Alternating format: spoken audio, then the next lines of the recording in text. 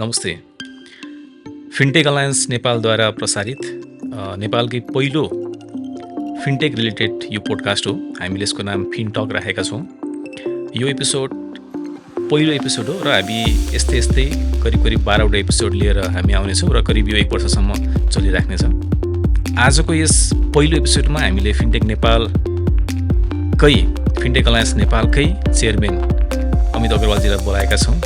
यस कार्यक्रममा हामी अबको 40 देखि 50 मिनट अमितजीसँग कुराकानी गर्नेछौँ। सँगसँगै हामीले फिन्टेक अलायन्स नेपालले अर्गनाइज गर्न गइरहेको नेपाल फिन्टेक एक्सपो 2026 को बारेमा पनि विस्तृत जानकारी उहाँबाट लिनेछौँ। सम्पूर्ण स्वागत छ यस कार्यक्रममा। हामी हाम्रो गेस्टलाई बोलाउन जाँदैछौँ अमितजीलाई स्वागत छ कार्यक्रममा। नमस्ते। अब हामी अब करिब 1 घण्टा जति तपाईँसँग फिन्टेकसँग सम्बन्धित कुराहरू गर्नेछौँ र हजुरलाई यस कार्यक्रममा बोलाउनुभन्दा पहिला मैले हजुरको केही भन्दा पनि धेरै इन्टरभ्यूहरू हेरेँ र धेरै इन्साइट्सहरू त्यताबाट पनि पाएँ। हजुर। तैपनि हामीले एउटा फिन्टेक अलायन्स नेपालले अर्गनाइज गर्न गइरहेको आफ्नै फिन्टक सोमा हजुरलाई बोलाइसकेपछि हजुरको तर्फबाट हजुरको उद्यम यात्रा कसरी सुरु भयो त्यताबाट जाउँ, त्यसपछि हामी विस्तृत कुराकानी गरौँला। धन्यवाद विनोदजी। र यो पहिलो फिनटकमा एज अ पडकास्टमा चाहिँ हजुर होस्ट हुँदाखेरि म चाहिँ एज अ स्पिकर आउन पाउँदा एकदमै खुसी छु म, होइन। र आजको यो टक एकदमै एक्साइटिङ हुनेछ। मेरो बारेमा चाहिँ म वीरगन्जबाट हो अनि एसएलसी दिएपछि काठमाडौँ आयो, यहीँ +2 गरियो, इन्जिनियरिङ गर्यो। इन्जिनियरिङ पढ्दै साथीहरूले कम्पनी खोले 2007मा जानकी टेक्नोलोजी, बाहिरको आउटसोर्सिङ, वेब डेभलपमेन्ट, फ्रिल्यान्सिङ काम गर्थ्यौँ। अनि 2010मा स्प्यारो एसएमएस खोल्यौँ। अब त्यतिखेर लोड सेडिङ थियो, हजुरलाई थाहा नै छ। अनि स्प्यारो एसएमएस अहिले हामी लार्जेस्ट एसएमएस सर्भिस प्रोभाइडर छौँ in terms of number of clients, होइन, हरेक लेभलको क्लाइन्ट्सहरू हेर्दा। र मोर देन 300 मिलियन एसएमएस हामी सर्भ गर्छौँ एनुअली। एक्सेस टु इन्फर्मेसनमा 7-8 वर्ष काम गरिसकेपछि 2017मा हामीले खल्ती वालेट स्टार्ट गऱ्यौँ। एकदमै च्यालेन्जिङ यात्रा थियो र हामीले इनोभेसन गर्न खोज्यौँ, नयाँ कुराहरू ल्याउन खोज्यौँ, होइन, लाइफस्टाइल प्रडक्ट बनाउन खोज्यौँ, जस्तै कि मुभी बुकिङ, इभेन्ट बुकिङ, होइन, यो ब्लु बुक रिन्युअल लगायतका अरू सर्भिसेसहरू। र रिसेन्टली हामी यही आर्थिक वर्षमा चाहिँ आइएमई पेसँग मर्ज भएर अहिले खल्ती बाई आइएमई भनेर आइएमई खल्ती लिमिटेड भएर एउटा नेपालकै फर्स्ट वालेट मर्जरको रूपमा बिगेस्ट मर्जर पनि अहिले हामी क्यापिटलको हिसाबले लार्जेस्ट पिएसपी पनि छौँ मर्जरपछि, होइन। र मर्जर भर्खरै सकिँदैछ, त्यो माइग्रेसन प्रोसेस अझै भइरहेछ, होइन, सजिलो छैन। दुवैतर्फ चाहिँ more than 5 million registered users थिए। समग्रमा आई थिङ्क 13 मिलियन युजर्स थियो। त्यसलाई हामीले सबैलाई चाहिँ अब खल्ती एपमै माइग्रेट गर्नुपर्ने, युजर्स, एजेन्ट्स, पार्टनर्स, मर्चेन्ट्स, धेरै कुराहरू हुन्छन्। सो त्यो प्रोसेस लगभग फाइनल स्टेजमा छ। र अहिले भनौँ न एउटा सिस्टमेटिकली इम्पोर्टेन्ट पेमेन्ट सर्भिस प्रोभाइडरको रूपमा हामी आफूलाई स्थापित गर्न खोजिरहेछौँ, होइन, र राम्रै भइरहेछ। सो अहिलेसम्मको मुख्य यात्रा चाहिँ यति नै हो भन्नुपर्ला। हजुर। ओके। अब हजुरको समग्रमा हजुरले भनेको कुराहरूमा हजुरले धेरै चिज छुटाउनु भयो, जानी छुटाउनु भएको होला जहाँसम्म मलाई लाग्छ, किनकि भनिराख्दाखेरि सो नै तपाईँको लम्बेला। हजुर। त्यो बिचमा मैले खास अहिले यो सबै काम गरिरहँदाखेरि अहिले हजुर चाहिँ केमा अलिकति बढी बिजी हुनुहुन्छ आजको यो समयमा? यस्तो छ, अब स्प्यारो एसएमएस हेर्नुहुन्छ, खल्ती हेर्नुहुन्छ, अथवा त्यो बाहेक पनि हामी अरू 4-5वटा आइटी कम्पनीमा हाम्रो आबद्धता छ, होइन। तर सबैमा चाहिँ एज अ डाइरेक्टर कै रूपमा छौँ, होइन। भनेपछि डे टु डे चाहिँ हामीले लगभग धेरै जसो संस्थाहरू अटोमेसनमा छ, प्रोफेसनली रन हुन्छ। खल्ती त झन् अब पब्लिक कम्पनी नै हो, होइन। सो र राष्ट्रिय ब्याङ्कबाट रेगुलेटेड एउटा भुक्तानी सेवा प्रदायक भएको हुनाले त्यहाँ प्रोफेसनली एज अ बोर्डमा जसरी ब्याङ्कको बोर्ड हुन्छ हामी लगभग त्यसरी नै छौँ, होइन। एज अ प्रमोटर हामी कहिले पनि त्यहाँ स्यालेरी लिन पाउने अथवा कुनै पनि चेक साइन गर्न पाउने भन्ने हुँदैन, होइन। हामी बोर्डमा बस्छौँ, बोर्ड मिटिङ हुन्छ, कमिटीहरू हुन्छन्। हामी कमिटीहरू मार्फत चाहिँ जस्तै रिक्स कमिटी हुन्छ, एआई एआई कमिटी छ, एचआर कमिटी छ होइन, कम्प्लायन्स कमिटी, अडिट कमिटी, विभिन्न कमिटीहरू हुन्छन्। सो त्यो भएको हुनाले अब यो 6-7वटा आइटी कम्पनीमा चाहिँ हाम्रो महिनामा 1 दिन 2 दिन त्यस्तो काम हुन्छ। त्यो बाहेक चाहिँ अहिले मुख्य 2टा कुरा गर्दैछौँ होइन। यो चाहिँ अब एउटा पर्सनल प्यासन भन्नुभए पनि हुन्छ र एउटा लर्निङको लागि होइन। एउटा मेरो पर्सनल इनिसिएटिभमा अहिले स्केल अप नेपाल भनेर एउटा इनिसिएटिभ छ, जसमा चाहिँ देशभरि हामीले 300 जना टेक कम्पनीलाई ट्रेनिङ दिने फ्री ट्रेनिङ हो त्यो। ओके। त्यो ट्रेनिङ चाहिँ हामीले 50-50 जना गरेर 7वटा सिटीमा गर्ने भन्ने सोच हो अहिलेसम्म। तर अब नेपालभित्र अभियसली नेपालभित्रै र नेपालको रेजिस्टर्ड टेक कम्पनीहरूलाई, रेजिस्टर्डै जरुरी छैन तर प्रायोरिटी हो। ओके। तर एस्पायरिङ टेक एन्टरप्रेनर्सलाई हामीले त्यो ट्रेनिङ दिने 7 दिने ट्रेनिङ हुन्छ। एभ्री डे फर्स्ट हाफ हुन्छ, फुल डे हुँदैन। अब त्यसमा स्केलअप भनेकै भइरहेको कम्पनीले अब कसरी स्केलअप गर्ने त, हामीले जे मिस्टेक गऱ्यौँ विगत 20 वर्षदेखि काम गर्दै जाँदा त्यो चाहिँ भर्खरको कम्पनीहरूलाई गाह्रो नहोस्। अब त्यसमा हामीले 1 दिन फाइनेन्स, 1 दिन लिगल, 1 दिन ब्रान्ड, 1 दिन सेल्स, 1 दिन एआई अनि 1 दिन इमोसनल इन्टेलिजेन्स होइन, अनि त्यसै गरी 1 दिन एन्टरप्रेनरसिप माइन्डसेट, त्यस्तो गरेर 7 दिने ट्रेनिङ छ। त्यो अहिले चलिरहेछ काठमाडौँको ट्रेनिङ। आज दोस्रो दिन हो होइन। हामीले काठमाडौँको लागि करिब 150वटा एप्लिकेन्ट आएको थियो, त्यसबाट 50 जना छानेर अहिले यहीँ दिल्ली विभिन्न कम्पनीबाट विभिन्न कम्पनीबाट अनि राम्रै भइरहेछ। त्यो हजुरहरूले सोसल मिडियामा स्केल अप नेपाल भनेर देख्नुभयो हुन्छ होइन। ट्रेनर्सहरूदेखि सबै कुरा राम्रो भइरहेछ। सो एउटा त्यसमा व्यस्त छौँ। अनि त्यो बाहेक चाहिँ म अब अहिले फिन्टेक अलायन्स नेपालमा एज अ प्रेसिडेन्ट छु। यो आर्थिक वर्ष भनौँ होइन, अथवा यो हाम्रो लास्ट इयर म भाइस प्रेसिडेन्ट भएको नाताले।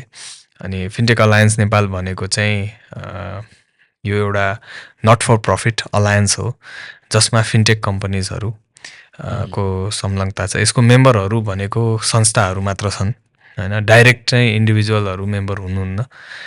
कस्तो संस्थाहरू मेम्बर छन् त, जो डाइरेक्टली फाइनेन्सियल ट्रान्जेक्सनसँग आबद्ध छन् उहाँहरू पनि मेम्बर हुनुहुन्छ। जस्तै कि ब्याङ्क्सहरू, डेभलपमेन्ट ब्याङ्क्स, फाइनेन्सहरू होइन, भने जसले फाइनेन्सियल कारोबारलाई डिजिटाइज गर्न मद्दत गर्छ directly or indirectly, specially tech इनोभेटर्सहरू होइन, जो ब्याङ्कको, फाइनेन्सियल इन्स्टिट्युसनको डिजिटाइजेसनमा, डिजिटल ट्रान्सफर्मेसनमा हेल्प गर्नुहुन्छ। त्यस्तो संस्थाहरू पनि यसको मेम्बर हुनुहुन्छ। जस्तै कि भुक्तानी सेवा प्रदायकहरू, भुक्तानी यो सर्भिस प्रोभाइडर, पेमेन्ट सर्भिस अपरेटरहरू, वालेट्स भनौँ होइन, आइटी सर्भिसेस प्रोभाइडर, फाइनेन्सियल यो पिओएस प्रोभाइडर्स होइन, लगायतका विभिन्न संस्थाहरू यसको मेम्बर हुनुहुन्छ। यो भर्खरै नयाँ संस्था हो फिन्टेक अलायन्स नेपाल आफैमा होइन। हामी अहिले भर्खर बामे सर्दैछौँ होइन। इनफ्याक्ट हाम्रो अब आउने दिनमा प्रपर सेक्रेटेरिएट, प्रपर अफिस सेटअपको प्रक्रियाहरू पनि बाँकी नै छ। हामी त्यो प्रोसेसमा छौँ। तर बामे सर्दै गर्दा पनि एकदमै जुन उद्देश्यको साथ यो संस्था फाउन्ड भएको थियो होइन, त्यो पाथमा चाहिँ एकदमै राम्रो गरेर होइन, एउटा नेसनल लेभलमा र ग्लोबल लेभलमा यहाँको फिन्टेकहरूलाई रेकग्निसन दिने गरी काम गरिरहेछ। र अहिले त्यही संस्थामा चाहिँ एज अ प्रेसिडेन्ट भएको हुनाले अलिकति हाम्रो समय चाहिँ त्यसमा जान्छ होइन। र हामीले नेपालको first Nepal fintech expo fintech alliance नेपालले गर्न लागेको छ। यो आउने जनवरी 2 र 3 होइन, भनेको पुस आई थिङ्क 18 र 19मा छ। अब किन जनवरीमै गऱ्यौँ त भन्ने प्रश्न पनि थियो। तर अब आउने दिनमा अब देशको स्थिति ठ्याक्कै इलेक्सनले गर्दा केही कस्तो हुने हो ठ्याक्कै अनसर्टेनिटी भएको हुनाले होइन, त्यसपछि चाहिँ निर्वाचनभन्दा अगाडि निर्वाचनभन्दा 2-4 महिना अगाडिदेखि नै अलिकति चेन्ज हुन्छ नि त इन्भाइरोमेन्ट होइन। त्यहाँ अरू विभिन्न कुराहरू भइरहेको हुन्छन् होइन। अब त्यो कुनै दिन अब कुनै पनि एक्सपो गर्न धेरै प्लानिङ चाहिन्छ, धेरै एफर्ट चाहिन्छ, धेरै मेहनत चाहिन्छ। धेरै सुन्नमा आएको अहिले फिन्टेक अलायन्स नेपाल होइन, जुन अहिले अलिकति हाइप भएको जस्तो लाग्छ मलाई। र धेरै जसो सङ्घ संस्थाहरूले पनि हामी हुन मिल्छ कि मिल्दैन, धेरै क्वेसन्सहरू छ त्यसमा होइन। सबैभन्दा पहिला त फिन्टेक अलायन्स नेपाल के हो र यो कसरी फाउन्ड भयो र यसले के काम गर्छ, कस्तो मान्छे आउनु मिल्छ, कस्तो कम्पनी आउनु मिल्छ र फिन्टेक एलायन्स नेपालले कस्ता एक्टिभिटिजहरू गरिरहेछ, यसको बारेमा हजुरले यसो जानकारी गराउनुभयो भने हाम्रो अडियन्समा सजिलो हुन्थ्यो। धन्यवाद विनोदजी। फिन्टेक अलायन्स नेपाल चाहिँ एउटा नट फर प्रफिट अलायन्स हो, जुन विगत 3 वर्षदेखि अपरेसनमा छ। अनि यो यस्तै फिन्टेक कम्पनीहरू र फिन्टेक एन्थुजियास्टहरूले मिलेर एउटा भनौँ न ग्रुप होस्, एउटा अलायन्स होस्, जसले चाहिँ हामीलाई लर्निङ बाई सेयरिङको प्लेटफर्म होस् र एउटा स्ट्यान्डर्ड प्र्याक्टिसेसको सेयरिङको प्लेटफर्म होस् र ग्लोबल एक्सपोजरको लागि पनि हामी चाहिँ ग्लोबली पनि के भइरहेछ त फिन्टेकमा होइन, त्यसको एक्सचेन्जको लागि प्लेटफर्म होस् भन्ने उद्देश्यले, क्यापेसिटी डेभलपमेन्टको उद्देश्यले खोलिएको एउटा नट फर प्रफिट संस्था हो। यसको मेम्बरहरू चाहिँ फिन्टेक कम्पनीजहरू हुन्छन्। अब फिन्टेक कम्पनीज भन्दा पहिलो कुरा त के नै हो फिन्टेक भन्ने कुरा बुझ्नु पर्यो। कस्तो कम्पनीलाई फिन्टेक भन्ने, कस्तोलाई नभन्ने। यसो हेर्नुहुन्छ भने धेरै जसो कम्पनी फिन्टेक कम्पनी छन् र यो फ्युचर हो होइन। तपाईँ जुनसुकै डिजिटल कम्पनी हेर्नुहुन्छ आजको दिनमा, तिनीहरू अब फिन्टेक कम्पनी भन्दैछन्। तपाईँ फेसबुक हेर्नुहुन्छ, मेटा हेर्नुहुन्छ, मेटाको मेटा पे हुन्छ। गुगल हेर्नुहुन्छ, गुगल पे हुन्छ। एप्पल हेर्नुहुन्छ, एप्पल पे हुन्छ। हुवावेई हेर्नुहुन्छ होइन, तपाईँको फोन बनाउने कम्पनी, कार बनाउने कम्पनी होइन, तपाईँको टिभी बनाउने कम्पनी, सबै कुरा स्मार्ट हुँदैछ। इभन तपाईँको ट्रु कलर जस्तो कम्पनी होस्, राइड सेयरिङ कम्पनी होस्, विदेश जाँदाखेरि कलिङ बटिम जस्तो एप होस् युएको, चाहे चाइनाको विच्याट जस्तो एप होस्। सुरुमा त च्याट एप हो नि त, तर जहाँ फाइनेन्सियल कारोबार हुन्छ, the way people ट्रान्ज्याक्ट is changing होइन। हामीले धेरै ठाउँमा भन्छौँ नि, the way people do banking is changing होइन। अनि जुनसुकै संस्थाले यो आर्थिक कारोबारलाई सिमलेस बनाउन मद्दत गर्छ, कुनै पनि तरिकाले ट्रान्सपेरेन्ट बनाउन मद्दत गर्छ, सहज बनाउन मद्दत गर्छ, त्यो फिन्टेक कम्पनी हुनसक्छ। अब मद्दत भनेको प्रत्यक्ष मद्दत पनि हुनसक्छ, अप्रत्यक्ष मद्दत पनि हुनसक्छ। प्रत्यक्ष मद्दत भनेको सिधै ग्राहकलाई प्रत्यक्ष रूपमा मद्दत गर्ने। अप्रत्यक्ष मद्दत भनेको चाहिँ त्यो फिन्टेक कम्पनीको आफ्नो इन्टरनल अपरेसन डिजिटाइजेसनमा हेल्प गर्ने होइन। जस्तो कि डेटा सेन्टरलाई लिन सकियो, डेटा सेन्टर पनि हो एक किसिमले होइन। तर त्योभन्दा पनि अझै राम्रो इक्जाम्पल, सपोज हामीले एउटा फाइनेन्सियल इन्स्टिट्युसन हेरौँ होइन। अब फाइनेन्सियल इन्स्टिट्युसनको आजको दिनमा सबै ब्रिक एन्ड मोटरमा त चल्दैन, र आज चले पनि अब आउने पुस्ता जेन जी, जेन अल्फा, जेन बिटाले कसरी गर्छन् होला त कारोबार, त्यो आजदेखि सोच्नुपर्ने छ होइन। आज त मलाई के लाग्छ भने, आज त कम्तीमा एप खोल्छन्, आइकन थिच्छन्, त्यसपछि त्यो एपभित्र जान्छन्, मोबाइल रिचार्ज गर्नु पऱ्यो भने त्यो थिच्छन्, नम्बर हाल्छन्, अनि पे गर्छन्। आउने जेनेरेसनलाई त सबै कुरा झन् इन्स्ट्यान्ट चाहियो, सोचेकै भरमा चाहियो, ओके होइन। त्यो लेभलको रेस चलिरहेछ यहाँ, हो कि होइन भन्नु त। भनेपछि उनीहरूले त एप खोल्दैनन्, उनीहरूले त सिम्पली भनौँ न, मैले खल्तीको इक्जाम्पल दिनु, hey Khalti recharge my mum's number with ₹200, सक्यो, सम्भव छ होइन। And it's not rocket science, यो भइरहेको कुराहरू आजको युगमा।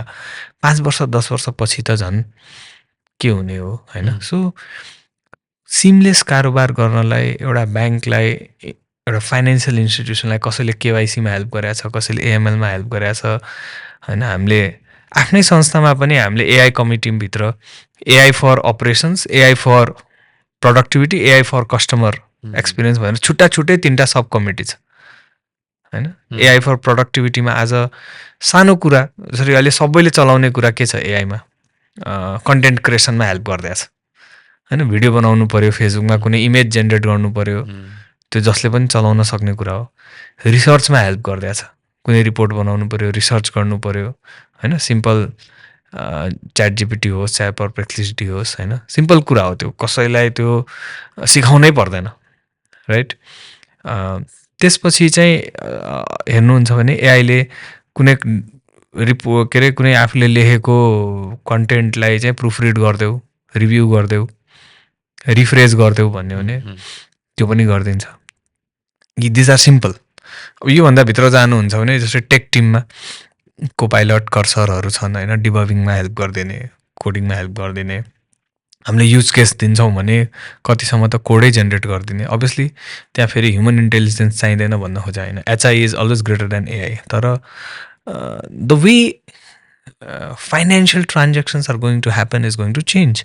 And all the companies that support that in direct way or indirect way, हामीले digitalization र digital transformation is a different journey होइन। डिजिटाइजेसन भनेको कुनै पनि कुरा पेपरमा छ त्यसलाई हामीले स्क्यान गरेर राख्यौँ, त्यो डिजिटाइजेसन भयो। तर त्यो स्क्यान गरेर राख्दैमा इट इज नट युजेबल होइन। त्यसको डिजिटलाइजेसन भनेको चाहिँ त्यहाँ अब ल suppose if it was a PDF, त्यसलाई इमेज प्रोसेसिङ गरेर तपाईँले अटोमेटिक इमेज प्रोसेसिङ गर्नुभयो, कसैको केवाइसी त्यहाँबाट अटोमेटिकली भर्नुभयो, द्याट इज डिजिटलाइजेसन। तर डिजिटल ट्रान्सफर्मेसन चाहिँ के हो भने जब त्यो केवाइसी चाहिँ तपाईँको अब अर्को सिस्टमसँग कनेक्टेड छ, अरू डिपार्टमेन्टसँग कनेक्टेड छ, त्यही केवाइसी अरू ठाउँमा भर्नु परेन भने that's a digital transformation. So यो सबै गर्नलाई विभिन्न खालको टेक इनोभेसन, टेक कम्पनीजहरू चाहिन्छ, तिनीहरू पनि फिनटेक हुन्। एउटा हामीले कारोबार गर्दा एसएमएस अलर्ट आउँछ, त्यो एसएमएस सर्भिस प्रोभाइड गर्ने पनि फिनटेक हो होइन। अरू हाम्रोमा चाहिँ अब लोड सेडिङहरू हुँदा एसएमएस ब्याङ्किङबाट स्टार्ट भएको होइन।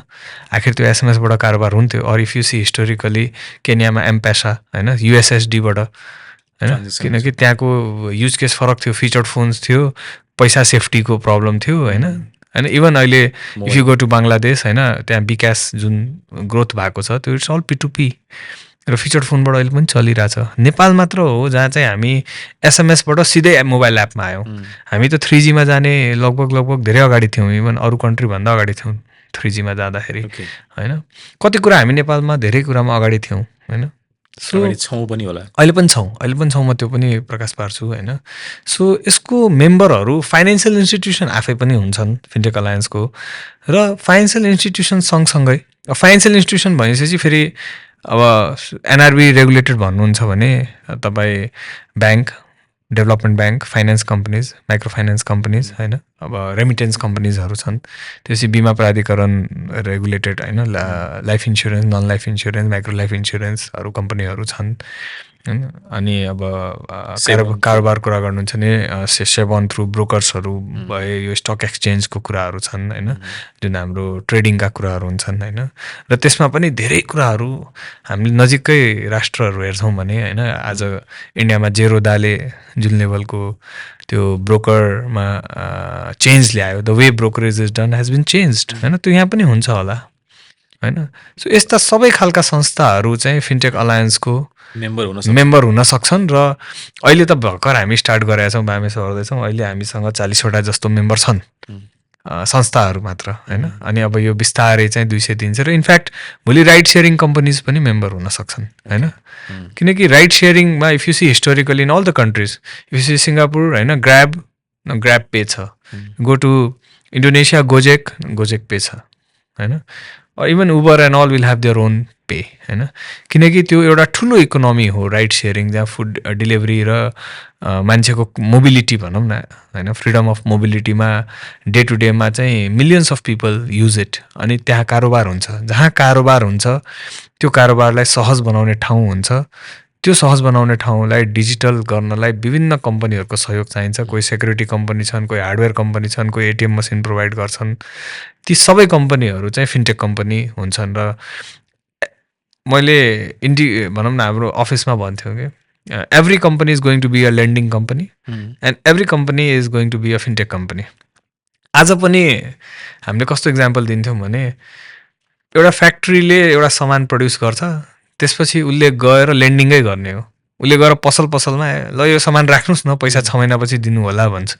उसले ब्याङ्कले क्यास लेन्ड गर्छ होइन। ब्याङ्कले क्यास लेन्ड गर्दा चाहिँ अलिकति 10-12% को मार्जिनमा ब्याङ्कले काम गरेर हुन्छ भने होइन, अहिले कम छ नेपालमा लिक्विडिटी हाई भएको हुनाले। एउटा अब भनौँ न कुनै चाउचाउ डाइपरहरू बेच्ने कम्पनीको मार्जिन 20-25-30% हुन्छ, त्यो पनि उसले डिस्ट्रिब्युटरलाई लेन्ड गर्ने हो, डिस्ट्रिब्युटरले उसलाई लेन्ड गर्ने हो, अनि त्यो उधारोमा चलिरहेछ होइन। So everything is a lending. अनि त्यही भएर वाइ आई सेड कि फ्युचर चाहिँ every company is going to be a fintech company, and that's why Fintech Alliance is the future. Fintech alliance will incorporate a lot of institutions होइन, र it will help change the way people ट्रान्ज्याक्ट. It will help change the way people have access to finance, access to credit, access to capital, and it will also change the lifestyle of people. Okay, त्यसो भए आजको मितिसम्ममा 40वटा यति member छ भन्नुभयो होइन fintech हजुर। Alliance नेपालभित्र. हजुर. अनि फिन्टेक अलायन्स नेपालले आफैले मेम्बर्सको लागि अथवा पब्लिकको लागि के काम गरिरहेछ त? ओके, यो एकदमै राम्रो प्रश्न हो होइन. फिन्टेक अलायन्स नेपालले जुन मुख्य फिन्टेक कम्पनीलाई चाहिने कुराहरू, इम्पोर्टेन्ट एजेन्डाहरूमा चाहिँ क्यापेसिटी डेभलपमेन्टको काम गरिरहेछ, लर्निङको काम गरिरहेछ, लर्निङ एन्ड डेभलपमेन्टको काम गरिरहेछ. यो विभिन्न इभेन्ट, विभिन्न कार्यक्रमहरू मार्फत, विभिन्न ट्रेनिङ वर्कसपहरू मार्फत हामी गरिरहेछौँ. जस्तै कि हाम्रो एउटा प्रोग्राम छ फिन्टेक फ्राइडेज. फिन्टेक फ्राइडेज चाहिँ हामी महिनामा एकचोटि होइन, अब कहिलेकाहीँ 2 महिनामा एकचोटि हेरेर हामी गर्छौँ. र यो फिन्टेक फ्राइडेजमा चाहिँ हाम्रो स्पिकर्समा रेगुलेटर्सहरू पनि आउनुहुन्छ, अरू इन्डस्ट्री एक्सपर्ट्सहरू आउनुहुन्छ, र हामी स्पेसिफिक टपिकमा कुरा गर्छौँ.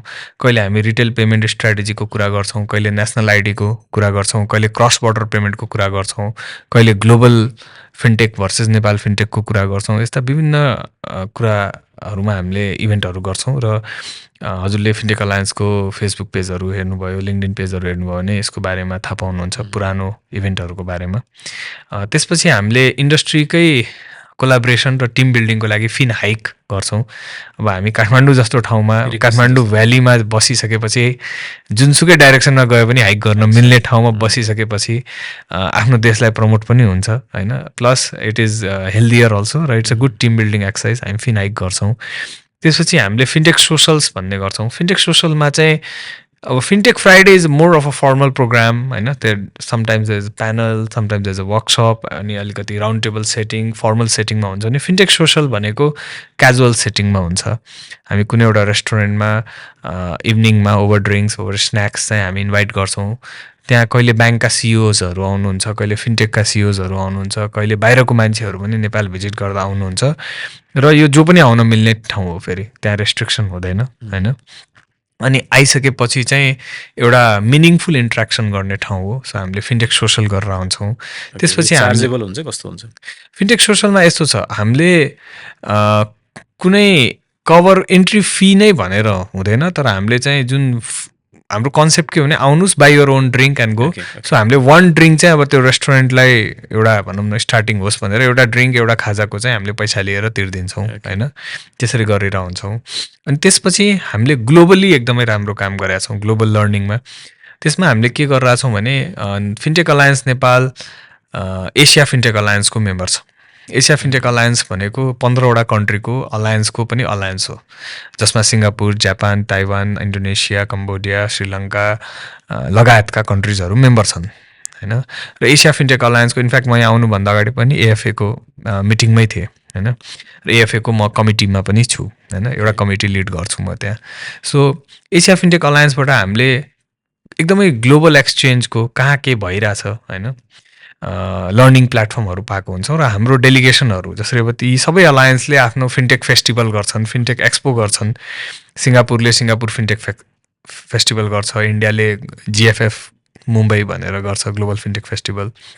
त्यसमा चाहिँ हामीले यहाँबाट डेलिगेसनहरू पठाइरहेको हुन्छौँ होइन. एक्सचेन्ज प्रोग्रामहरू भइरहेको हुन्छ. कुन धेरै जसो एक्सपोमा एएफएको स्टल पनि राखेको हुन्छ होइन. त्यसमा मेम्बर्सहरूलाई के बेनिफिट हुन्छ कि कस्तो हुन्छ? यस्तो हुन्छ, हेरी हुन्छ होइन. तर कहीँ हामीलाई कम्प्लिमेन्ट्री पासेज हुन्छ, कहीँ स्पिकर स्लट्स हुन्छ, कहीँ डिस्काउन्ट पासेज हुन्छ होइन. सो द्याट डिपेन्ड्स होइन. त्यसपछि हामीले के पनि गरेर हुन्छौँ भने यही ग्लोबल एक्सपोजरको लागि नेपालको पभिलियन राख्नलाई पनि हामीले प्लान गरेर हुन्छौँ. अहिलेसम्म हामीले 2 ठाउँमा काम गऱ्यौँ. एउटा दुबईको सिमलेस दुबईमा 2025मा नेपाल पभिलियन नै भनेर पहिलो पटक त्यहाँ राखियो होइन. र हामीले दुबईमा हाम्रो एम्बेसेडर हुनुहुन्छ फ्रम नेपाल होइन, तेज सर लगायत अरू त्यहाँ डिएनआइजीदेखि सबैको सहयोग थियो होइन. कम्पनीहरू थिए, कति थिए? नेपालको 8वटा कम्पनीजहरू नेपालबाट हामीले लगेर त्यहाँ सिमलेसमा चाहिँ नेपालको राम्रै ठुलो पभिलियन हामीले राखेर एक्जिबिट गरेका थियौँ।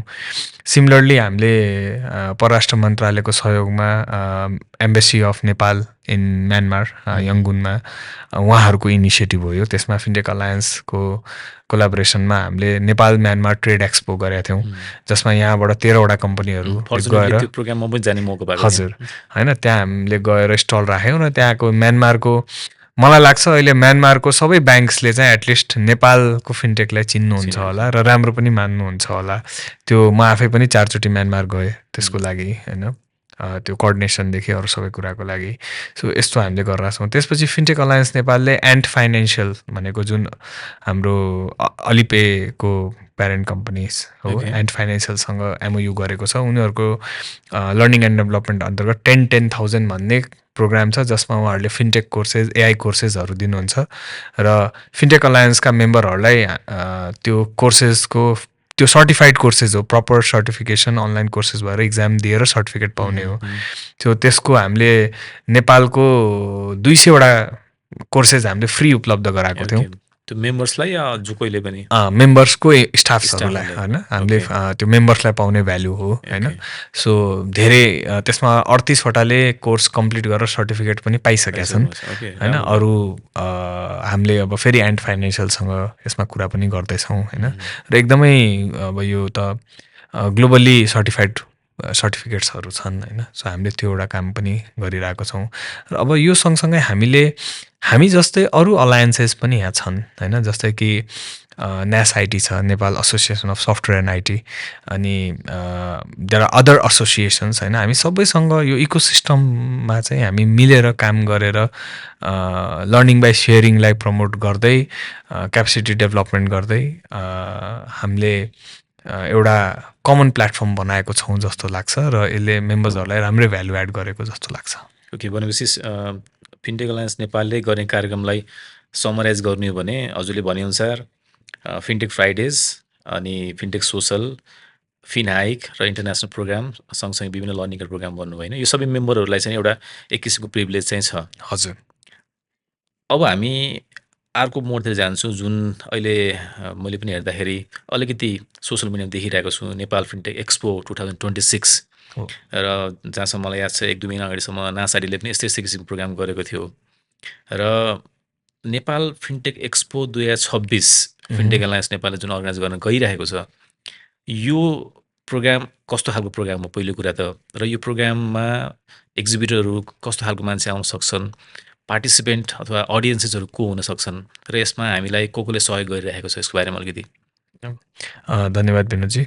सो यो पहिलोचोटि भइरहेछ नेपालमा, नेपाल फिन्टेक एक्सपो 2026 होइन। पहिलोचोटि भने कुन अर्थमा पहिलोचोटि? जस्तो कि प्रपर फिन्टेक फोकस्ड एक्सपो भएको छैन होइन नेपालमा। पहिला क्यान इन्फोटेक, क्यान सफ्टेक हुने गर्थ्यो, यो टेकको इन्डस्ट्रीको कुरा गरेँ मैले। त्यसपछि बिचमा केही दिन आइसिटी एक्सपो भनेर पनि आयो होइन। अनि त्यसपछि क्यानको B2B एक्सपो छ, त्यो पनि मलाई लाग्छ भोलि पर्सिदेखि नै छ होइन। न्यास आइटीले चाहिँ आइटी एक्सपो गर्नुभयो, त्यो पनि एकदमै राम्रो एक्सपो थियो होइन, जसमा आइटी कम्पनीजहरू कमन रूपमा आउनुभयो। तर फिन्टेक भनेको चाहिँ अलिकति फाइनेन्सियल इन्स्टिट्युसन्सलाई टार्गेटेड हुन्छ होइन, अलिकति यो वित्तीय संस्थाहरू और digital financial services, financial inclusion होइन, जसमा मुख्यतया हाम्रो ब्याङ्किङ होइन, हरेक खालको ब्याङ्किङ होइन, त्यसपछि इन्स्योरेन्स अनि यो सेयर ट्रेडिङ होइन, र त्यो संस्थाहरूलाई डिजिटल ट्रान्सफर्मेसनमा मद्दत गर्न सक्ने टेक इनोभेटर्सहरूलाई फोकस्ड हुने संस्थाहरूको चाहिँ यो कमन एक्जिबिसन, कमन प्लेटफर्म हुनेछ होइन। सो यो कसरी फरक भयो त, यदि तपाईँको क्लाइन्ट भनौँ न फाइनेन्सियल इन्स्टिट्युसन छ भने तपाईँ यहाँ आएर एक्जिबिट गर्नुहोस्। सो एक्जिबिटरहरू चाहिँ मोस्टली फाइनेन्सियल इन्स्टिट्युसनलाई सर्भिस प्रोभाइड गर्ने संस्थाहरू हुन्छन् मोस्टली। केही फाइनेन्सियल इन्स्टिट्युसन आफै पनि एक्जिबिट गर्नुहुन्छ, किनकि फाइनेन्सियल इन्स्टिट्युसनलाई पनि त कन्ज्युमरलाई नयाँ सिमलेस एक्सपिरियन्स दिनु छ, कसैलाई लोयल्टी प्रमोट गर्नु छ, कसैलाई नयाँ POS डिभाइस प्रमोट गर्नु छ, कसैलाई नयाँ मोबाइल ब्याङ्किङ एप प्रमोट गर्नु छ हैन, कसैलाई चाहिँ नयाँ कुनै स्किम ब्याङ्किङ खाताहरू प्रमोट गर्नु छ हैन। It's all the way people use their money for their benefit whenever they need it हैन। त्यो हिसाबले यो आफैमा एउटा युनिक खालको इभेन्ट हुनेछ र यसको युनिकनेस कसरी पनि आउँछ भने यसमा इकोसिस्टमको एकदमै राम्रो सपोर्ट छ।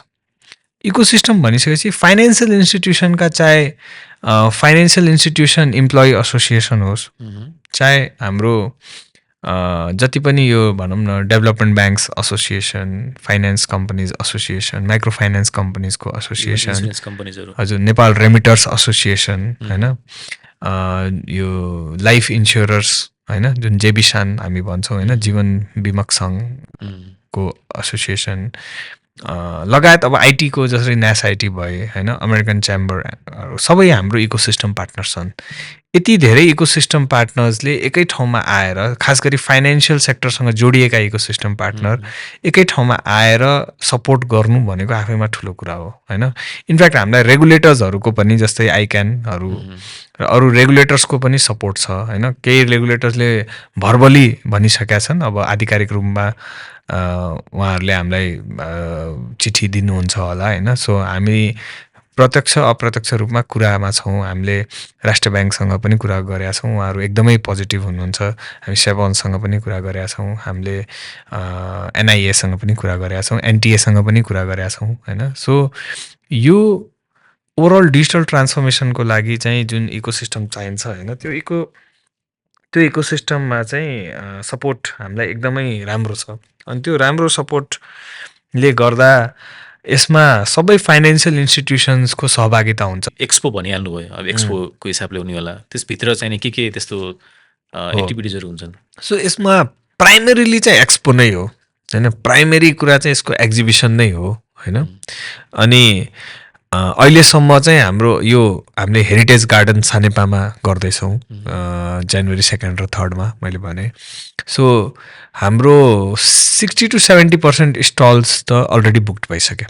अब टोटल स्टल्सहरू कतिवटा? टोटल 65वटा छन् क्यारे, 65वटामा हाम्रो 19वटा जस्तो बाँकी होला नि। ओके, अरू धेरै लगभग।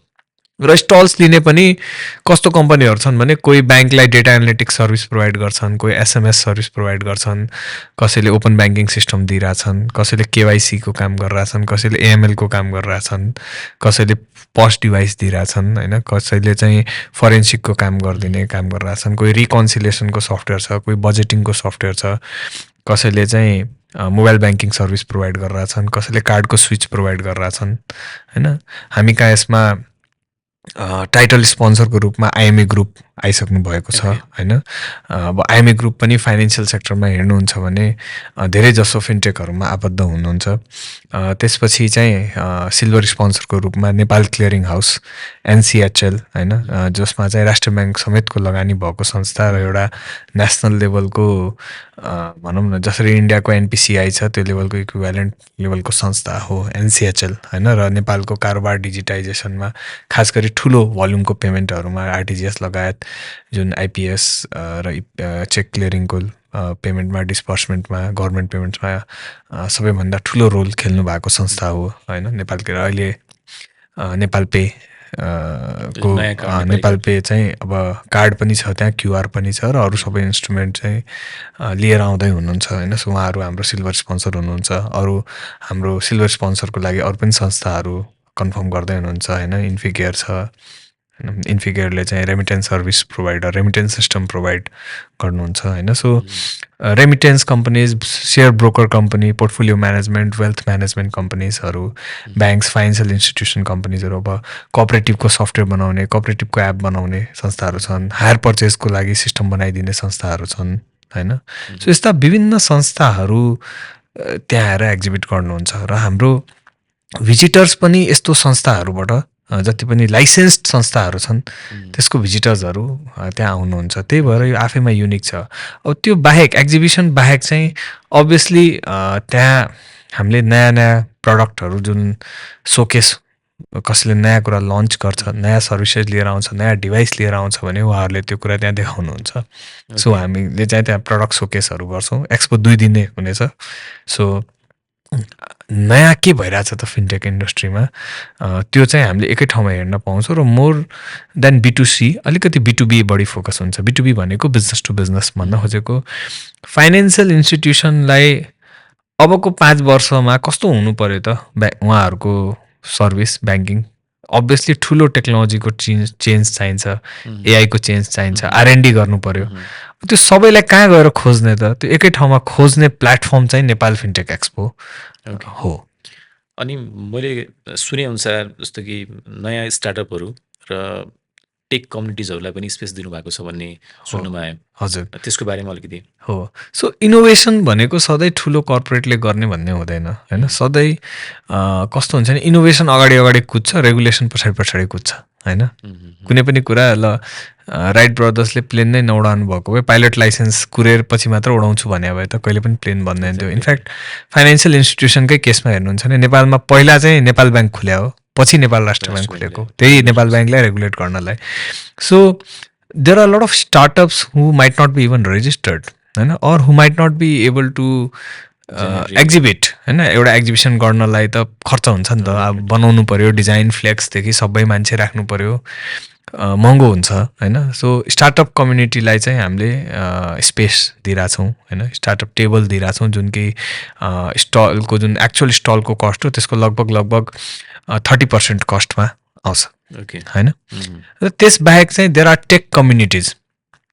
टेक कम्युनिटिज भनेको नेपालमा अब एआईको कम्युनिटी छ, डेटाबेस एडमिनिस्ट्रेटर्सको कम्युनिटी छ, CISO भनौँ न, यो इन्फर्मेसन सेक्युरिटीको कम्युनिटीहरू छ होइन, जुन हामीलाई चाहिन्छ नि त सबैलाई। टेक कम्युनिटीबाट अर्को इनोभेसन हुने हो होइन। र कम्युनिटी भनेको भलन्टियरी मान्छेहरू आबद्ध भएर लर्न गर्ने हो। इभन गुगल डेभलपर ग्रुप छन् यहाँ, Nepal open source first Nepal थियो पहिला एक्टिभ, अहिले नस्क छ होइन। त्यो यस्ता विभिन्न कम्युनिटीहरू हुन्छन्। सो कम्युनिटीहरूलाई हामीले फ्रीमा टेबल दिन्छौँ होइन। अब त्यहाँ फर्स्ट कम फर्स्ट सर्भ बेसिसमा उहाँहरूले के गर्नुहुन्छ, उहाँहरूले त टेबल हामी तपाईँको चाहिँ एक्सपोले दिइसकेपछि उहाँहरूले त्यो कम्युनिटीको रिप्रेजेन्टेटिभ राखेर के सोकेस गर्नुहुन्छ अथवा सो उहाँले कम्युनिटीको बारेमा भन्नुहुन्छ, त्यो कम्युनिटीले के गर्छ, कसरी त्यो कम्युनिटीसँग जोइन गर्ने। र भोलि एउटा फाइनेन्सियल इन्स्टिट्युसनलाई ल अब एआईमा इनोभेसन गर्नु पर्यो भने एआई कम्युनिटीमा कुनै स्यान्ड बक्सिङ गर्नु पर्यो, कुनै ह्याकाथन गराउनु पर्यो, कुनै R&D ल्याब खोल्नु पर्यो, अथवा त्यो कम्युनिटीलाई भोलि कुनै संस्थाले ल म तपाईँहरूलाई GPU सर्भर एभाइलेबल गराउँछु, तपाईँहरू आउनुहोस्, उहाँले प्रब्लम दिनुहुन्छ, यो प्रब्लमलाई सल्भ गर्नलाई तपाईँहरू ट्राई गर्नुहोस्। कुनै पनि एआईको युज केस कुन बेला आउँछ जब तपाईँको प्रब्लम स्टेटमेन्ट क्लियर हुन्छ। सपोज एउटा ब्याङ्कले, एक्जाम्पल मात्र भनेको मैले, ब्याङ्कले आएर भन्नुभयो मेरो यतिवटा खाता डोरम्यान्ट छ, यसलाई मैले कसरी एआई युज गरेर एक्टिभेट गराउन सक्छौँ, एउटा प्रब्लम स्टेटमेन्ट हो। अब त्यसमा कम्युनिटीले ह्याकाथन गर्छ, त्यहाँ एउटा प्राइज मनी होला के होला, टेस्ट गर्नु पऱ्यो, मोडलहरू ट्रेन गर्नु पऱ्यो भने मेबी ब्याङ्कले ल हामी तपाईँलाई एउटा GPU सर्भर किनेर दिन्छौँ, यसमा आएर एक दिनलाई सर्भर रेन्टल लिनुहोस्, 2 दिनलाई लिनुहोस्, ट्राई गर्नुहोस्, हामी केही तपाईँलाई डमी डेटा दिन्छौँ, स्यान्ड बक्सिङ गर्छौँ भन्न मन लाग्ला। अरू कुनै ब्याङ्कले आएर हाम्रो यति % ग्राहक चाहिँ नेपाल बाहिर छन्, उहाँहरूलाई हामीले सिधै विदेशबाट चाहिँ यहाँ डलर FD एकाउन्ट कसरी खोलाउने, अर हामीले सिधै विदेशबाट चाहिँ यहाँ हाम्रो सेयरमा कसरी उनीहरूले IPO भर्न सक्छन् होइन। सो कुनै पनि कुरा डे 1 मै सक्सेसफुल हुँदैन, तर एक्सपेरिमेन्टेसन R&D गर्दै जाँदा चाहिँ इनोभेसन हुने हो होइन। र यसमा त्यो टेक कम्युनिटीको एकदम ठुलो रोल हुन्छ जस्तो लाग्छ मलाई इनोभेसनमा। त्यही भएर हामीले चाहिँ फाइनेन्सियल इन्स्टिट्युसन कतिलाई टेक कम्युनिटी त्यस्तो छ भन्ने पनि थाहा हुँदैन। त्यो टेक कम्युनिटीलाई पनि ब्याङ्कहरूलाई यस्तो हामीले के गर्न सक्छौँ, फाइनेन्सियल इन्स्टिट्युसन गर्न सक्छौँ भन्ने सोच पनि हुँदैन। ब्याङ्क मात्र होइन, इन्सुरेन्स कम्पनीजदेखि सबैलाई चाहिएको छ। कसैलाई अब वर्षौँदेखिको डेटा प्याटर्न छ, त्यो डेटा एनालिटिक्स कसरी गर्ने थाहा छैन होइन, रिस्क एनालिसिस कसरी गर्ने थाहा छैन, क्रेडिट रेटिङ कसरी गर्ने थाहा छैन, कसरी चाहिँ हामीले उहाँहरूलाई भोलि कोलाट्रल फ्री लोन दिन सक्छौँ थाहा छैन, अरू हामीले फ्रड म्यानेजमेन्ट कसरी गर्न सक्छौँ थाहा छैन होइन सिम्पल कुराहरू हुनसक्छ नि त। जस्तै एउटै डिभाइसबाट चाहिँ लगइन लगआउट भइरहेछ भने त्यसलाई अटोमेटिकली कसरी फ्ल्याग गर्ने, एउटै एकाउन्टमा धेरै P2P भइरहेछ भने त्यसलाई सस्पिसियसमा कसरी राख्ने, there could be an number of things होइन। प्याटर्न त हो, everything is pattern. So AI भनेको पनि it works on top of data हो नि त। सो त्यो एक्सपेरिमेन्ट गर्नलाई कसले गर्ने त? So tech communities are there. Tech communities हामीले हाम्रो एकाडेमिया र कम्युनिटिजलाई इन्भल्भ गराएनौँ भने इनोभेसन हुँदैन। त्यही भएर हामीले टेक कम्युनिटिजलाई चाहिँ फ्रीमा स्टल त्यो टेबल भनौँ न दिने, चार्ज लाग्दैन, इट्स फ्री। तर first come first serve basis हो। अभियसली एउटा स्पेस लिमिट हामीले अहिले 10वटा अलोकेट गरेको छौँ। 10वटा कम्युनिटीलाई 10वटा टेबल। ओके, अब यो हाम्रो एक्सपोमा जुन हजुरले भन्नु यो आफ्नो किसिमको पहिलो एक्सपो भन्नुभयो, यसमा आउनको लागि टिकटको व्यवस्था गर्नुभएको छ या फ्रीमा छ, के छ यसको? सो अभियसली एक्सपो भइसकेपछि एउटा फिल्टर पनि गर्नुपर्ने हुन्छ। हामीले अलिकति सिरियस क्राउड होस् होइन, जसलाई चाहिँ त्यहाँ जेन्युन क्राउड होस्, त्यसको लागि हामीले टिकटिङको व्यवस्था गरेका छौँ। यसको उद्देश्य पैसा कमाउने होइन, तर सिरियसनेस जेन्युननेस देखाउनलाई हामीले चाहिँ त्यहाँ एउटा नोमिनल फी होइन 100 रुपिसको टिकट छ, तर स्टुडेन्ट आइडी कार्ड हुनेलाई 50 रुपिस छ। तर हामीले अर्को व्यवस्था चाहिँ के गरेका छौँ भने रेगुलेटेड इन्स्टिट्युसन्सहरू होइन, जस्तै NRB regulated, NIA regulated, NTA regulated, seven regulated, icon regulated जस्ता रेगुलेटेड इन्स्टिट्युसनका स्टाफहरूले चाहिँ फ्रीमा इन्टर गर्न पाउनुहुन्छ। तर रेजिस्टर गर्नु पर्यो, फ्री रेजिस्ट्रेसन हुन्छ। तर उहाँहरूले आफ्नो इम्प्लोइ आइडी कार्ड देखाएर रेजिस्टर भएपछि उहाँहरूले एउटा QR कोड पाउनुहुन्छ, रेजिस्टर गर्नु पर्यो। तर they can get free entry. अब जसमा NRB रेगुलेटेड भन्नुहुन्छ भने ब्याङ्क्स परे, development banks, finance companies, micro finance companies होइन, हजुर। अनि त्यसपछि हाम्रो रेमिटर्स भए होइन, सबै NIA रेगुलेटेड हुन्छ नि, life insurance, non life insurance, micro life insurance सबै परे होइन। अब सेबनमा भनौँ न हाम्रो यो ब्रोकर्सहरू परे होइन, र प्लस अब भनौँ न हाम्रो ट्रेडिङ यो नेप्से भयो होइन, CDSC भयो। सेबनले रेगुलेट गरेको ब्रोकर भित्रका इम्प्लोइहरूले पनि टिकट लिनु परेन, रेजिस्टर गरे मात्रै पुग्यो, रेजिस्टर गरे पुग्यो, आफ्नो इम्प्लोइ आइडी कार्ड देखाए पुग्यो।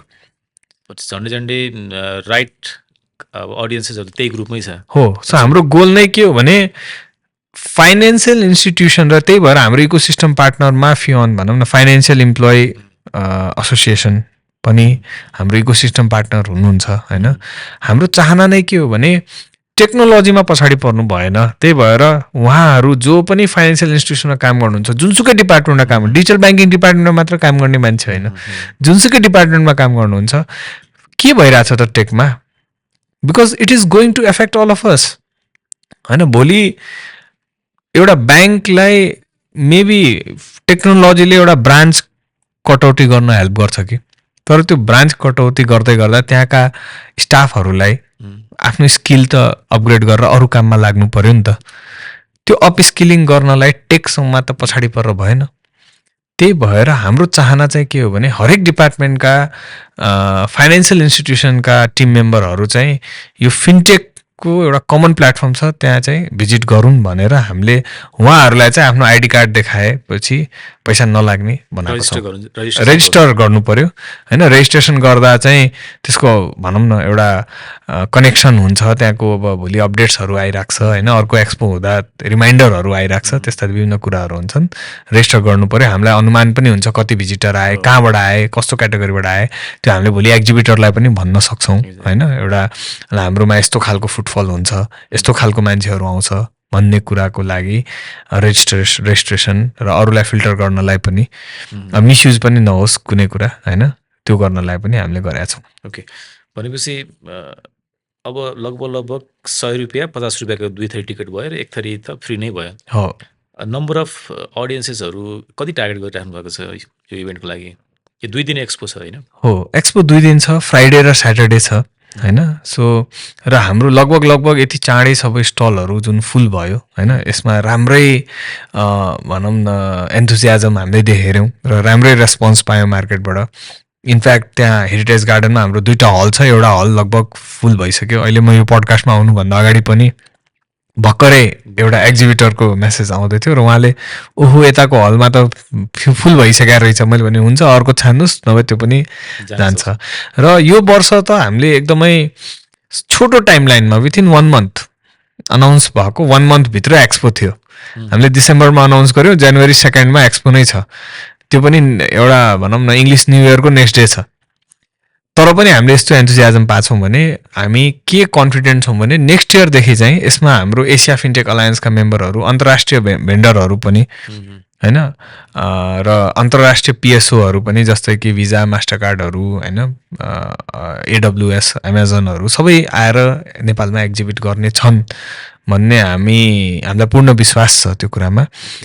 यो वर्ष छोटो समय भएको हुनाले हाम्रो एक्सपेक्टेसन चाहिँ मिनिमम पनि 4000 देखि 5000 मान्छे त्यहाँ आउँछन् 2 दिनमा।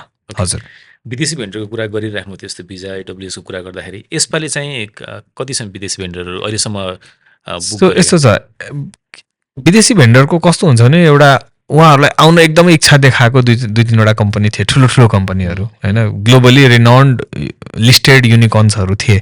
तर उहाँहरूको अप्रुभल प्रोसेस नै ठुलो हुन्छ र एउटा धेरै प्रक्रियाहरू हुन्छ। उहाँहरू चाहिँ नेक्स्ट इयरको लागि हामी एकदमै पोजिटिभ छौँ भन्नुभयो। अब त्यो लगायत चाहिँ नर्मल स्टल लिने, एक्जिबिट गरेर आफ्नो प्रडक्ट देखाउने चाहिँ हामीसँग बाहिरको लगभग 4वटा भेन्डर्स छन् मेरो अनुमानमा। आजको मितिसम्म 4वटाले चाहिँ स्टल लिनु भएको छ होइन, फरक कम्पनीहरू। त्यसमा चाहिँ KYC रिलेटेड कम्पनी छन्, AML रिलेटेड कम्पनीहरू पनि छन्, अनि यो रेमिटेन्स रिलेटेड कम्पनीहरू पनि छन् होइन, अनि आई थिङ्क कम्प्लायन्स रिलेटेड छन्, आई डोन्ट नो एक्ज्याक्टली। तर there are some companies, tap send छ, टुटलर छ, Kia.ai छ होइन, there are some more I think होइन। सो या यति छोटो समय र उहाँहरूको आफ्नो त न्यु इयर हो नि त, हाम्रो न्यु इयर नभए पनि उहाँहरूको त न्यु इयर हो। अनि तर पनि उहाँहरू आएर एक्जिबिट गर्न इच्छुक छन् भनेपछि नेक्स्ट इयरदेखि त it is going to be much larger and very much anticipated event of the financial institutions हुनवाला छ नेपाल फिनटेक एक्सपो।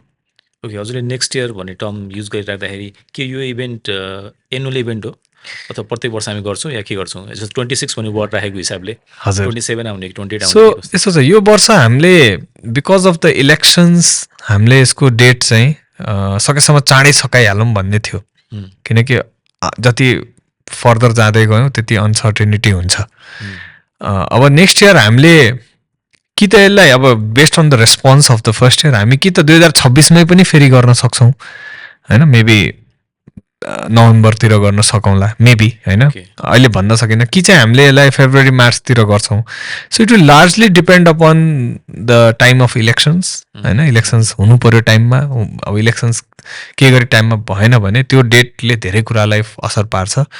सो अहिले हामीले नेक्स्ट इयरकै अथवा नेक्स्ट एक्सपोको डेट सोचेको छैनौँ। फन्डामेन्टली चाहिँ तपाईँले बुझ्नुभयो भने it's an annual event. Okay, अब यसमा जति पनि अहिले एक्जिबिटरहरूले बुक गर्नु भएको छ उहाँहरूले त आफ्नो प्रिपरेसन गरिराख्नु भएको होला हो। अब टिकटको कुरा पनि तपाईँले गरिसक्नुभयो। अब योभन्दा पहिलाको इभेन्ट पनि एक किसिम दर्शकहरूले हेरिसके होइन, अहिले पनि आउँछन्, डेफिनेटली आउँछन्। दुईटामा फरक अब भर्टिकली फरक भइसक्यो, फिनटेकतिर गयो, उतापट्टिको तपाईँले आइटीतिर गयो। तर एउटा हुन्छ नि एउटा कोर एट्र्याक्सन, जस्तो कि एनपिएलको सिजन सकियो होइन, त्यहाँ विभिन्न किसिमका चिजहरू थिए।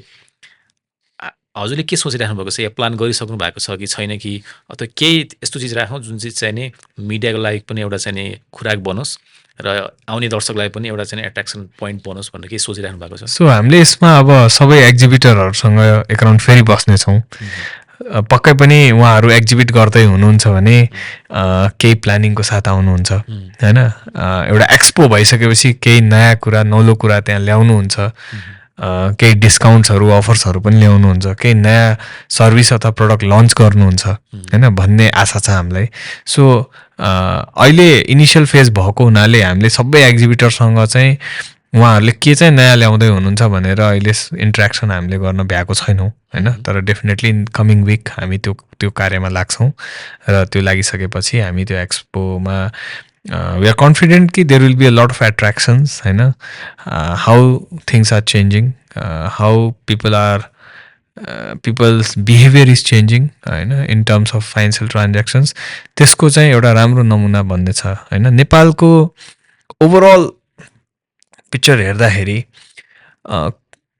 कुनै पनि कन्ट्रीको डिजिटल ट्रान्सफर्मेसनको लागि चाहिने जुन डिजिटल पब्लिक इन्फ्रास्ट्रक्चर छ त्यसमा नेपालले केही लेयरमा एकदमै राम्रो काम गरेको छ वर्ल्डमै कम्पेयर गर्ने भने सराहनीय काम गरेको छ जस्तै कुनै पनि डिजिटल ट्रान्सफर्मेसनको फन्डामेन्टल बेस भनेको नेसनल आइडी हो तपाईँको इन्डियाको पनि ग्रोथ हेर्नुहुन्छ नि the entire thing was built on Aadhaar stack Aadhaar बनेपछि त्यसमाथि एनपिआई युपिआई बन्यो होइन एनपिसिआई आयो होइन and everything changed in India नेपालमा पनि नेसनल आइडी बनाउन र डिस्ट्रिब्युसनमा नेपालले फेनोमेनल वर्क गरेको छ त्यसको लागि हामीले डिपार्टमेन्ट अफ एनआइडी-सिडिआरलाई एकदमै धन्यवाद दिनुपर्छ नेपालको पपुलेसन झन्डै 30 मिलियन रहिरहँदा र एनआइडी साबालिक जनतालाई मात्र दिँदाखेरि होइन 20 million NID with full biometrics 2 crore करिब 2 करोड 2 करोडभन्दा बढी एनआइडी बाँडिसकेका छन् भने नट फिजिकल्ली तर रेजिस्टर भएर एनआइडी नम्बर आइसकेको अवस्था छ तर त्यो चाहिँ नाबालिगलाई दिएकै छैन दिनु पर्दैन होइन अब होइन आउने दिनमा तपाईँको यो नाबालिग परिचय पत्रबाट एनआइडी पनि हुन्छ होइन र मेबी अब पोलिसीहरू त्यो जन्म दर्तासँगै हुन्छ होला के आउँछ होला तर साबालिग 2 करोड जनताको एनआइडी विथ फुल बायोमेट्रिक्स तपाईँको रेटिना स्क्यानदेखि फिङ्गरप्रिन्ट स्क्यानदेखि फेस स्क्यानदेखि सबै भएर गर्नु त्यो मलाई लाग्दैन कुनै कन्ट्रीले गरेको छ अहिले 90% अफ द पपुलेसनको होइन त्यो आफैमा एकदमै ठुलो अचिभमेन्ट हो भनेको फर्स्ट लेयरमा हामी एकदम राम्रो छौँ सेकेन्ड लेयर भनेको फिनटेक हो होइन त्यसको payments infrastructure QR infrastructure Nepal फिनटेकमा एउटा इक्जाम्पल बनेको छ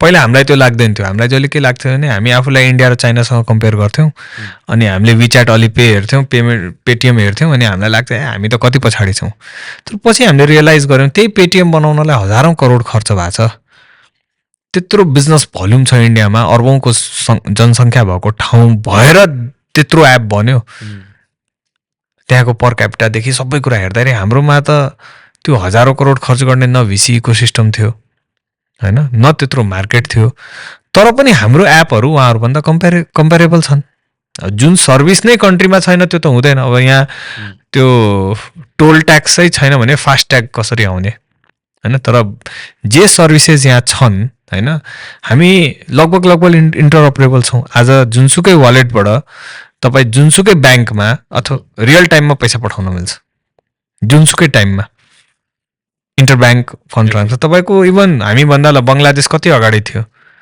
छैन युएस गएर हेर्नुहोस् रियल टाइममा हुँदैन कति ठाउँमा त्यसपछि हामी क्युआर कोडमा पनि लगभग इन्टरअपरेबल छौँ होइन खालि नेपाल पे र फोन पे इन्टरअपरेबल छैन आजको दिनमा तपाईँ फर इक्जाम्पल खल्तीबाटै तपाईँ जुनसुकै ब्याङ्कमा पैसा ट्रान्सफर गर्न सक्नुहुन्छ एनी टाइम त्यसपछि तपाईँ बजारमा गएर जुनसुकै क्युआर कोडमा पैसा दिन सक्नुहुन्छ फोन पेको क्युआर कोड नेपाल पेको क्युआर कोड युनियन पेको क्युआर कोड आइएमईको क्युआर कोड एससिटीको क्युआर कोड आजको दिनमा हामीले आफ्नो फिजिकल वालेट बिर्सिँदा पनि घरमा तनाव हुँदैन नि चाहे तपाईँ एउटा सानो तरकारी पसलमा जानुहोस् चिया पसलमा जानुहोस् अथवा माउन्ट एभरेस्टको बेस क्याम्पमा जानुहोस् त्यो लेभलको एक्सेप्टेबिलिटी छ नेपालमा हामी नियर क्यासलेस छौँ त्यो एकदम ठुलो उपलब्धि हो होइन यसको एउटा इक्जाम्पल म तपाईँलाई भन्छु जब एनपिसिआई इन्डियाले क्रस बोर्डर पेमेन्ट स्टार्ट गर्नुभयो उहाँहरू नेपालबाट स्टार्ट गर्नु भएन उहाँ भुटान मरिसस सिङ्गापुर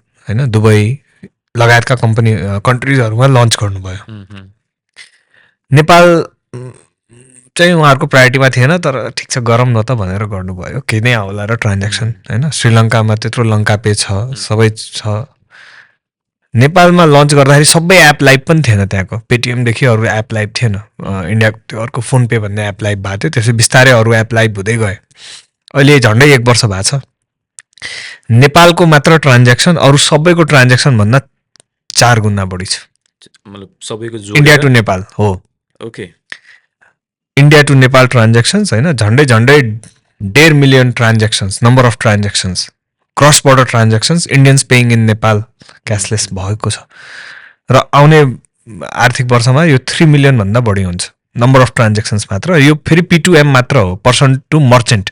P2P त अझ स्टार्टै भएको छैन, त्यसमा NCHL काम गर्दै हुनुहुन्छ, मेबी त्यो पनि स्टार्ट हुन्छ होला। र वान वे स्टार्ट भएको छ अहिले, नेपाल टु इन्डिया स्टार्ट भएको छैन, इन्डिया टु नेपाल मात्र स्टार्ट भएको छ। नेपाल टु इन्डिया पनि टेस्ट भएर सबै रेडी छ। अब त्यो जुन दिन रेगुलेटरी अप्रुभल हुन्छ, सबै पोलिसी अप्रुभल हुन्छ, त्यो पनि लाइभ हुन्छ। सो द्याट सोज कि नेपाल फिनटेकमा कति अगाडि छ। र अब नेपाली कम्पनीहरूले नेपालको लागि मात्र होइन, युएसदेखि बङ्गलादेशदेखि इन्डोनेसिया कम्बोडिया सबैको लागि फिनटेक सल्युसन प्रोभाइड गरिरहेछन् नेपालमा बसेर होइन। युएस रेजिस्टर्ड ब्याङ्क्सहरूलाई होइन, न्यासड्याक लिस्टेड ब्याङ्कहरूलाई नेपाली कम्पनीहरूले सर्भिस दिइरहनु भएको छ भने यहाँको ब्याङ्कहरूलाई दिन सक्नुहुन्छ होला होइन। डेफिनेटली त्यो हेर्ने एउटा कमन प्लेटफर्म चाहिँ नेपाल फिनटेक एक्सपो हुनवाला छ। सो हामी सेकेन्ड लेयरमा, डिपिआईको सेकेन्ड लेयरमा पनि हामी एकदम राम्रो छौँ। फर्स्ट लेयर NID को इस्युएन्स, सेकेन्ड लेयर फिनटेकको पेनिट्रेसन भनौँ, फिनटेकको लिटरेसी, एक्सेस, ट्रस्ट, कन्फिडेन्स त्यो भनौँ। त्यसपछि थर्ड र फोर्थ लेयरमा काम गर्नुपर्ने छ। थर्ड लेयर भनेको डेटा एक्सचेन्ज लेयर हो। डेटा एक्सचेन्ज भनेको NID बाँडेर मात्र भएन, त्यो NID कहाँ युज हुनसक्छ। अहिले सबै साइलोजमा छन्, हरेक मिनिस्ट्रीले, एउटा मिनिस्ट्रीले अर्को मिनिस्ट्रीसँग कुरा गर्दैन, कुरा गरे पनि त्यो भाषा बुझ्दैनन् होइन।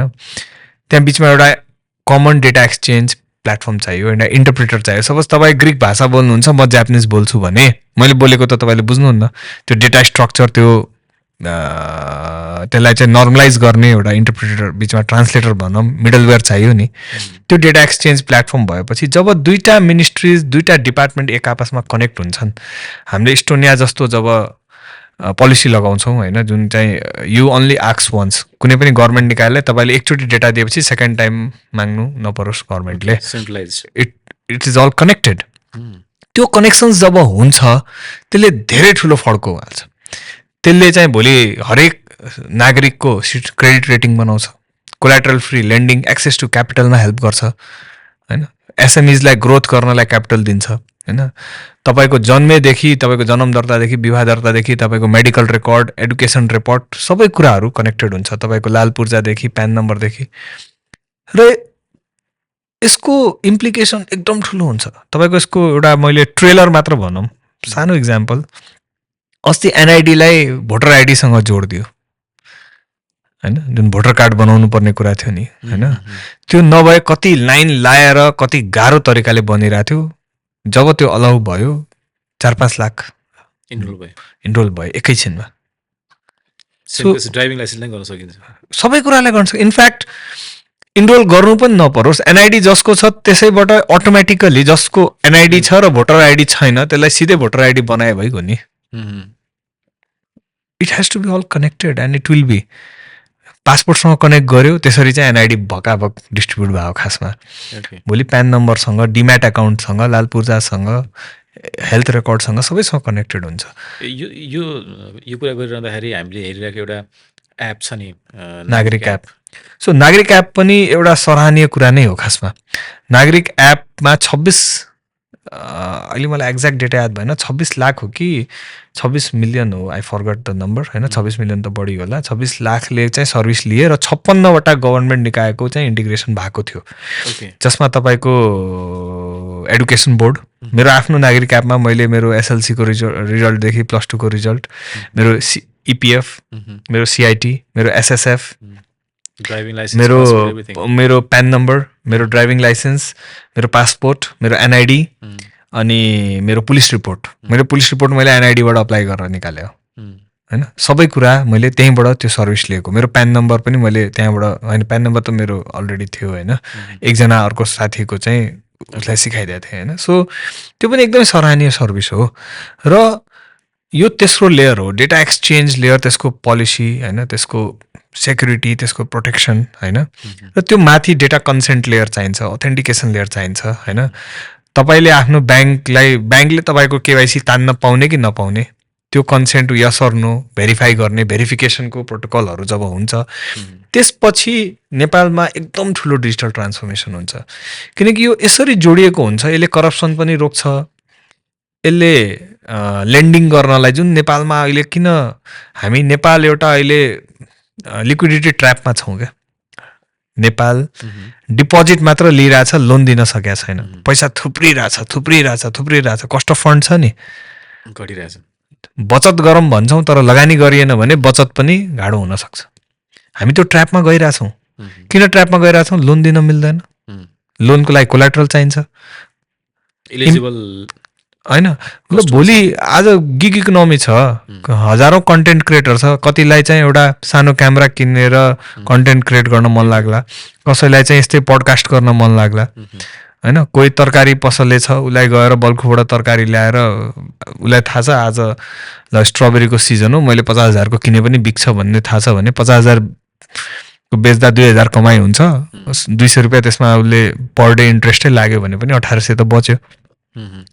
यस्ता थुप्रै भनौँ न फ्रिल्यान्सर्सहरू छन् जसलाई चाहिँ 50,000 1 लाख 1.5 लाख 2 लाख चाहिएको छ कसैलाई चाहिँ ल म एउटा इभीको स्कुटर किन्छु अनि म इनड्राइभ चलाउँछु भन्ने होला होइन कसैलाई म सानो एउटा ब्युटी पार्लरको स्टुडियो खोल्छु म सो यो मेरुदण्ड हो एसएमई र मेरुदण्डलाई इम्पावर गर्नलाई कोलाट्रल फ्री लेन्डिङ चाहिँ फिङ्गर टिप्समा हुनु पर्यो क्या त्यसको लागि चाहिँ ब्रान्च भिजिट गरेर अहिले तपाईँको आदि केवाइसी भयो फुल केवाइसी गर्न आउनुहोस् भनेर भएन त्यो फिङ्गर टिप्समा गर्नलाई अलिअलि एआईको प्रयोग हुनसक्छ के अब भनौँ न हाम्रो भिडियो केवाइसीहरू त कमन कुरा छन् एक्टिभ केवाइसी र प्यासिभ केवाइसी हामी भन्छौँ होइन 2 फ्याक्टर त छ नै 3rd फ्याक्टर भन्छौँ होइन तर एनआइडीसँग जब सबै कुरा जोडिन्छ र अथेन्टिकेसन लेयर र डेटा प्रोटेक्सन लेयर क्लियर हुन्छ र क्रेडिट रेटिङ बन्न थाल्छ होइन तपाईँको हरेक कुराको हिस्ट्री छ नि तपाईँको आफ्नो मोबाइल फोन कसरी चलाउनुहुन्छ त्यसको हिस्ट्री छ मेबी तपाईँको एनसेलसँग तपाईँको हिस्ट्री छ तपाईँले सधैँ 100 रुपियाँ रिचार्ज गर्नुहुन्छ कि 500 गर्नुहुन्छ तपाईँको एभरेजमा ब्यालेन्स होइन तपाईँको सिम कार्ड बाहिर त कस्तो कस्तो लेन्डिङ हुन्छ तपाईँको एयरटाइम टपअपको पनि लेन्डिङ हुन्छ यदि तपाईँको सिम 5 वर्षदेखि एक्टिभ छ भने तपाईँलाई 1000 रुपियाँ ब्यालेन्स नभएको बेला हामी लोन दिन्छौँ त्यो 5 वर्षदेखि एक्टिभ भएको सिम र उसकोमा डेली 10-20 कल आइरह मान्छेको सिम छ फरक मान्छेको सिम्पल डेटा हो भने यो मान्छेले सिम त चेन्ज गर्दैन यो सिम त डम्प गर्दैन होइन देयर आर सिम्पल प्याटर्न्स दिन मिल्यो नि त लोन होइन यस्ता धेरै कुराहरू छन् तपाईँको फ्युल नाउ पे लेटर तपाईँ राइड सेयरिङ गर्नुहुन्छ ल ठिक छ तेल हाल्नुहोस् दिनभरिमा तपाईँ 13वटा राइड लिनुहुन्छ त्यहीँबाट पैसा काटिन्छ होइन सो यस्ता यति धेरै कुराहरू छन् होइन स्टडी नाउ पे लेटर एडुकेसनमा हेल्थमा ट्राभल नाउ पे लेटर एकदम धेरै मोडलहरू छन् र यो सबै कुरालाई ड्राइभ गर्ने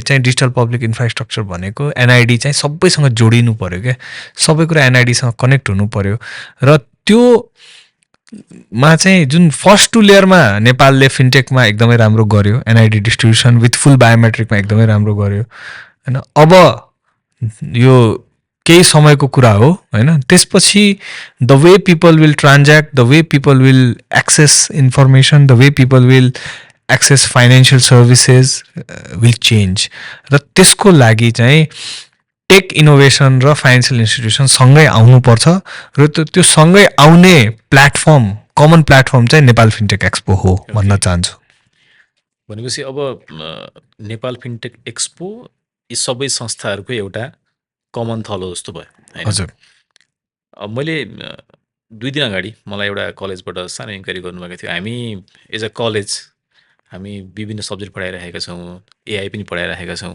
हामी यो फिनटेक एक्सपोको एक्जिबिटर हुन पाउने कि नपाउने एउटा क्वेसन थियो अनि अर्को के थियो भन्दाखेरि एउटा सायद मैले नाम बिर्सेँ त्यो कलेजको उहाँहरूले चाहिँ नि पुरै स्टुडेन्टहरूलाई एकैपटक एक्सपो भिजिट गराउने प्लान गरिराख्नु भएको थियो यो सन्दर्भमा स्पेसली विद्यार्थीहरूको लागि यो एक्सपोले के फेसिलिटी दिएको छ अहिले सो कुनै पनि इनोभेसनको मा चाहिँ एकाडेमिया नभइकन इनोभेसन हुँदैन हेर्नुहोस् होइन एकाडेमिया इन्डस्ट्रीको एकदमै इम्पोर्टेन्ट पार्ट हो किनकि त्यो कस्तो भन्ने त्यो प्रोडक्सन हुने ठाउँ त्यही हो र यो बौद्धिक इन्डस्ट्री हो क्या बौद्धिक इन्डस्ट्रीमा सबभन्दा ठुलो एसेट भनेकै पिपल हो स्किल्स हो होइन अरू कुनै त्यस्तो ठुलो फ्याक्ट्री ब्रिक एन्ड मोटर लगानी हुँदैन सबै चाहिँ कोडिङदेखि इनोभेसनको कुरामा चाहिँ गर्ने मान्छेले हो, ह्युमन रिसोर्सले हो, जुन चाहिँ उत्पादन कहाँ हुन्छ त एकाडेमियामा हुन्छ।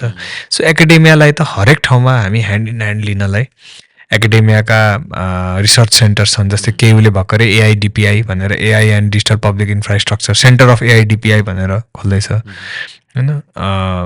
सो हामी चाहिँ एकाडेमियासँग ह्यान्ड इन ह्यान्ड काम गर्न चाहन्छौँ। उहाँहरूले अभियसली स्टल राख्नुहुन्छ भने पनि वेलकम हो, स्वागत छ होइन। र उहाँहरूले आफ्नो विद्यार्थीहरूलाई चाहिँ एक्चुअल प्र्याक्टिकली बजारमा कस्तो सल्युसन छन्, फाइनेन्सियल इन्स्टिट्युसनले कस्तो सल्युसन खोज्दैछन्, के छ स्कोप, त्यो हेरौँ भन्ने पनि हाम्रो चाहना हो। र सँगसँगै इम्प्लोयरहरूलाई पनि, अब इम्प्लोयर भनेको फाइनेन्सियल इन्स्टिट्युसन पनि छन्, यो टेक कम्पनीज पनि छन्, लाई पनि राम्रो स्किल सेट चाहिरहेछ। त्यो स्किल सेट कहाँ पाउँछ त? हायर गर्नु पऱ्यो नि त राम्रो स्किल सेट। ती टेक कम्युनिटीमा, ती स्टार्टअपमा, ती एकाडेमिक स्टुडेन्ट्सहरूमा पाउँछ। र आज कसैले नेपाल फिनटेक एक्सपो हेर्छ, अब मानौँ त्यो सेकेन्ड इयर थर्ड इयरको विद्यार्थी हुनुहुन्छ भने उहाँले त एस्पिरेसन राख्नुहुन्छ नि त, अब म ग्रेजुएट भएपछि म यस्तो काम गर्छु, त्यसलाई तयारी गर्नुहुन्छ नि त। सो त्यो डट्स कनेक्ट गर्ने ठाउँ चाहिँ नेपाल फिनटेक एक्सपो हो। नेपाल फिनटेक एक्सपो 2026 मा आमन्त्रण गर्नको लागि हाम्रो अडियन्सहरूलाई 2 शब्द राखिदिनु होला। धन्यवाद विनोदजी। सो फिनटेक अलायन्स नेपालले नेपाल फिनटेक एक्सपो पहिलोचोटि गर्दैछ नेपालमा, जनवरी 2 र 3 पुस 18 र 19 हेरिटेज गार्डन सानेपामा। यो एक्सपो चाहिँ स्पेसली फाइनेन्सियल इन्स्टिट्युसन र फिनटेक सर्भिस प्रोभाइडरलाई भेटाउने एउटा कमन प्लेटफर्म हो, र यसमा हरेक खालको फाइनेन्सियल इन्स्टिट्युसन्सहरू आउनुहुन्छ। सो तपाईँहरू सबैजनालाई निम्तो छ यसमा, र यसलाई सेयर पनि गरिदिनु होला, so that relevant fintech companies र फाइनेन्सियल इन्स्टिट्युसनमा यो पुगोस्। Hope to see you soon at the venue on January 2nd and 3rd.